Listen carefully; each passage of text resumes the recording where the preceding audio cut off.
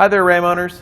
Today in your 2020 Ram 1500 without a factory hitch, we're going to be taking a look at the best hitch options. There's a drastic difference between the two. And one of the things you're going to notice here is down below, this is your entire hitch that you're going to receive. And up here on top, you're only going to receive the receiver here. The rest of this is actually the factory bumper support that comes on your vehicle. So this is already going to be there. This just hooks right up to it. So this one's going to be significantly easier to install than this one. Now with that being said, the smaller Curt hitch here is going to have significantly lower weight ratings than what our larger Draw-Tite hitch down here is going to be.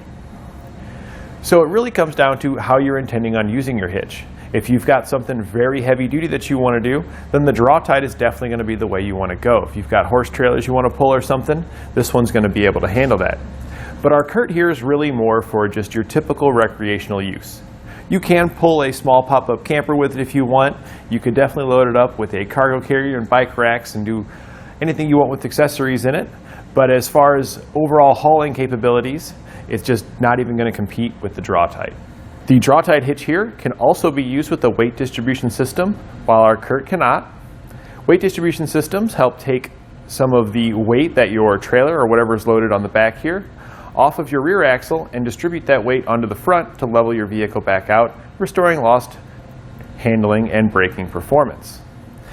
When you use a weight distribution system with it, it also increases the towing capacity from 15,000 pounds to 17,000 pounds. Which means that this hitch here with a weight distribution system can pull 11,000 pounds more than what our Curt can. If we take a look here at some of the smaller features though, on our Curt we've got hoop style safety chain loops on the bottom with a very large opening, and the hoop here on the outside doesn't take up a whole lot of space.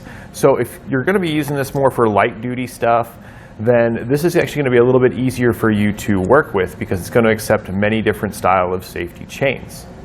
If we look at and compare that to our Draw-Tite down here, it has a much smaller opening, and the thickness of the metal around that opening is significantly thicker, which limits which safety chains will be able to clip onto these. You can see here when you use a typical safety chain that it's just not going to hook in on this one. But that's really not too big of a deal. We do have quick links available here at etrailer.com that will hook onto your larger Draw-Tite hitch here and allow you to hook up any kind of safety chain that you want to. Now, the reasoning behind this is because our Draw-Tite here is such a heavy-duty hitch, it needs this extra support because if you're hauling a massive trailer, you're going to need that extra meat here in order to keep your safety chains attached in the event of a catastrophic disconnect. On our Curt here, if it was capable of hauling anything the same size as our Draw-Tite, these small hoop styles on the bottom here wouldn't be able to handle it like our Draw-Tite would. But this one's designed to haul much less, so what's on the bottom here is plenty for what it's designed for. Both of them do have 2-inch openings, so it'll work with any of your 2-inch accessories and ball mounts. And both of them use a 5/8-inch hitch pin.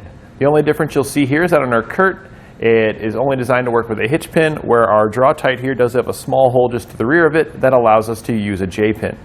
A J-pin is similar to a hitch pin, but will wrap around and poke into this small hole and then tighten out with a nut on the opposite side. When it wraps around, it presses against what's ever in the receiver here, acting as an anti-rattle device. Now that doesn't limit our Curt here to not being able to use an anti-rattle device. We have plenty of collar style ones that will wrap around your receiver and press against what's ever going inside of it as well to stop any rattles on this style. So in conclusion, I'm going to have to give the Curt the best option if you're going to be using it for recreational use. It's significantly easier to install, so if you're not planning on doing anything heavy duty, you can get this bad boy on and up and running in no time. And it's a little bit easier to work with for your smaller items. But if you're going to be using this as a work truck and you need to get some things done and move stuff around, then the Draw-Tite is definitely the way to go. It's got significantly higher capabilities than what our Curt does here. If you're kind of on the fence and you're unsure what you're going to be using them for, you could always play it safe and get the Draw-Tite because it will definitely be able to handle everything the Curt will be able to handle. You just may have to fidget a little bit with getting the chains attached on some of your smaller things.